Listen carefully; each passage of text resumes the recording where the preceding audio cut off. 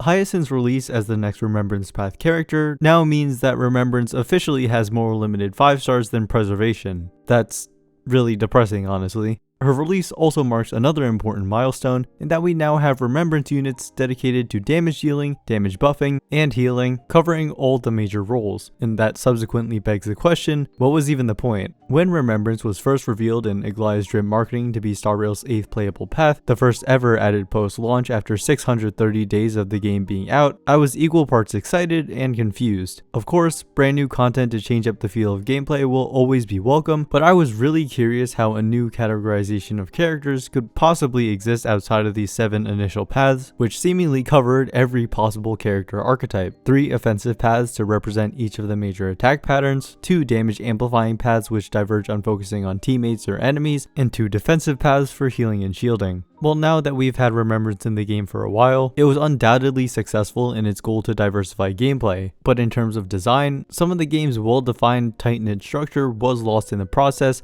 because it just doesn't fit in the same with the other paths. Its characters are made distinct not by having a specific role within team compositions, but solely by the existence of Memosprites as summonable units that are treated as additional allies. Initially, I felt that the decision to add an entirely new path was justified by its complex gameplay, but now that the novelty is worn off, Remembrance didn't really have to exist. Let's explore why, and also the implications that likely convinced Hoyo to make such a move to begin with. To keep the discussion fair, I feel like I should first make a point out of how the path system has always been a little inconsistent. Destruction is a good example of how design choices that seemed good initially can quickly lose their purpose over time, whether it be intentionally due to the devs changing their minds, or unintentionally because not every designer will be on the same page. The in-game description still reads as, deals outstanding amounts of damage and possesses great survivability, suitable for various combat scenarios. The first and last parts are accurate for sure, as they're all clearly designed as damage dealers, and the wide variance in how they target enemies makes them relatively flexible. The survivability part is where it starts to come off as an outdated generalization. Sure, counter-attackers like Yunli, Clara, and Blade live up to this statement very well, and plenty have minor forms of survivability with self-healing or built-in effect resistance, but others like Misha and Shuiyi don't have anything of that sort. They're only in destruction because they're damage dealers who aren't single-target focused enough for the hunt, and not spread out enough for erudition. I'd even go as far as to say their defensive stats are on the low end, which kind of goes at odds with destruction having the second highest chance of receiving an enemy attack. Having a pseudo tank on the team or even double sustain seemed to be intended against harder hitting enemies a couple years ago, but sustains got power crept by stronger sustains to the point where running just one is good enough to keep the team alive while also maximizing DPS, so having a tanky destruction unit just isn't something that's necessary. Acheron is another unusual case as a Nihility character who doesn't actually have a single debuff in her base kit,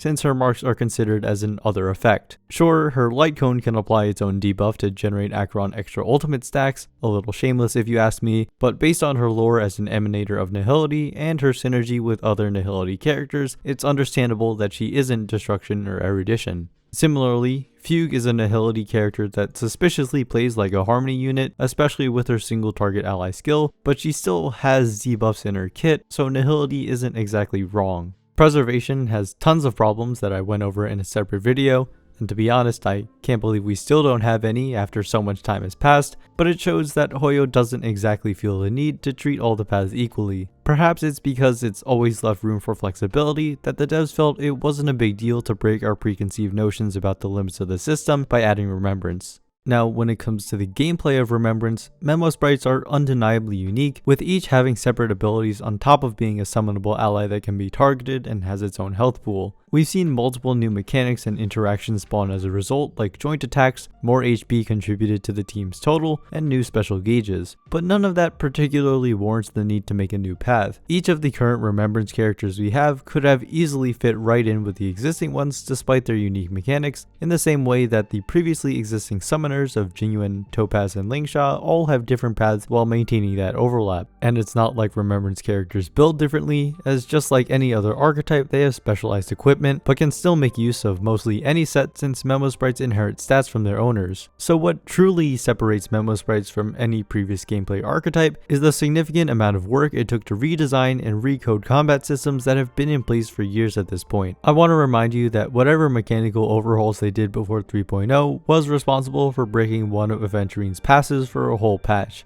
In particular, I can appreciate the separate stats page and model viewer for Memosprites. Would have been cool if they went back and did it for the other summons, which makes each kit much more presentable, especially with Remembrance characters inherently introducing a lot of text to explain their abilities. And so to justify the higher cost and cash in on that effort, it makes sense that Remembrance was made into a marketing push. I mean, if you ask me, advertising an 8th playable path is a whole lot more eye-catching than we made summons more fleshed out. I don't think anyone would have had a problem with Remembrance if not for its implications with regards to light cones, whose bonus effects are only active when equipped to characters of the corresponding path. Signatures have always been notoriously specific and hard to use on characters other than the intended one, but this issue is a little bit different. So we've already had things like nihility cones with DOT effects that are pretty useless on units who don't have DOTs to apply, and when Break became an actual team in version 2 thanks to Super Break, they made sure that every path had a 4-star light cone with break effect, except for preservation because screw those guys I guess. So there would have been absolutely no issues making Memosprite related light cones for the original paths if Remembrance had never existed. But because they made it a thing, players no longer had a backlog of fully upgraded cones that they could use to instantly build their new units,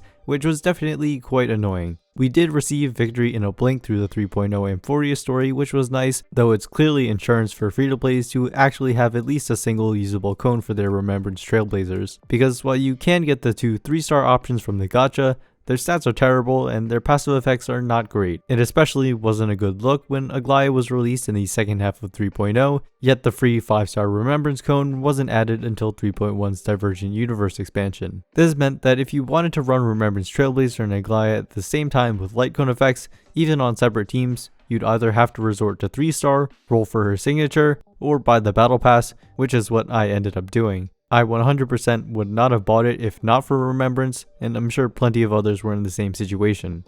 Star Rail characters all have unique stat demands, especially now more than ever, so having such a limited pool of light cones to choose from ends up being really restrictive. Casters, for example, really wants a high max HP stat not only for her damage scaling, but because it allows her to charge her ultimate faster. Well, her signature grants her a giant 30% max HP at Super Imposition 1, but no other Remembrance cone grants it. The 2.6 event light cone would have been absolutely perfect for her, giving 24% max HP and 36% crit damage, but she can't use the passive because it's for destruction characters only. I recognize that this problem is only going to be less severe as time goes on, since we should have more 4-star light cone options to choose from later on, including more free ones, but it's still a very tangible downside to adding a new path should they choose to do it again in the future. They definitely made some money off of it, but it's also not that far off from their typical business practices.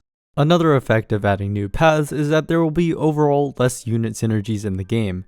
For example, Anaxa wants to have another Erudition character to fulfill his 4th Ascension passive, but a Remembrance character won't activate it even if they play similarly to other Erudition units. This also applies to the Herda, Acheron, and any future units who have similar mechanics. Pretty much a complete negative, as it'll make it a bit less likely for small niches to pop up, like with how Serval got an uptick in usability as a supporter for Herda. I suppose we still can have other character-specific mechanics which might achieve similar effects down the line, but I'd cite this as an example of how keeping things concise and structured would probably be better in the long run. It'll now be slightly more difficult to understand a character's role at a quick glance, and new players will have an extra thing to have to learn about, but I suppose for a majority of players it won't make that much of a difference anyway. I do think there is at least one objectively good part about an 8th path being added, both in the short term and long term, and it's that more possibilities are open for the Trailblazer. Star Rail hasn't foreshadowed exactly how many major storylines we'll get in the future, but it wouldn't have been a crazy assumption to think we'd get 7 planets and 1 new Trailblazer path on each. But now that we can get more planets without having to compromise on this, and it's also perfect because the Trailblazer makes for a great conduit to introduce new paths and their mechanics.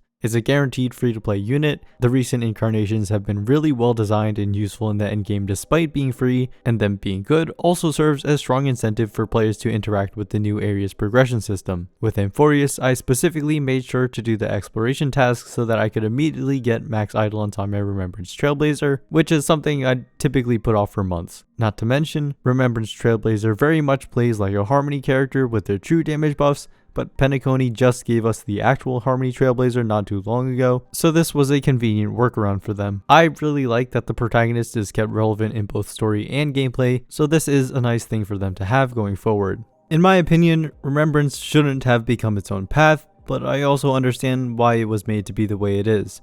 And while it did introduce some inconveniences, overall, I don't think it's had that negative of an effect on the game to earnestly complain about it. The only question left now is, will there be a 9th? If there's anything I've learned by this point, is that the Star Rail devs constantly break their own rules. Just because we got an 8th path doesn't mean a 9th is coming anytime soon. In fact, I'd say there's a chance it never gets added at all. I mean, version 1 had a 4-star in every patch, and now we're looking at 5 patches in version 3 without one, so clearly established practices mean nothing to them. I hope you found this video to be interesting or insightful. Subscribe for more Honkai Star Rail discussion videos, and as always, thanks for watching.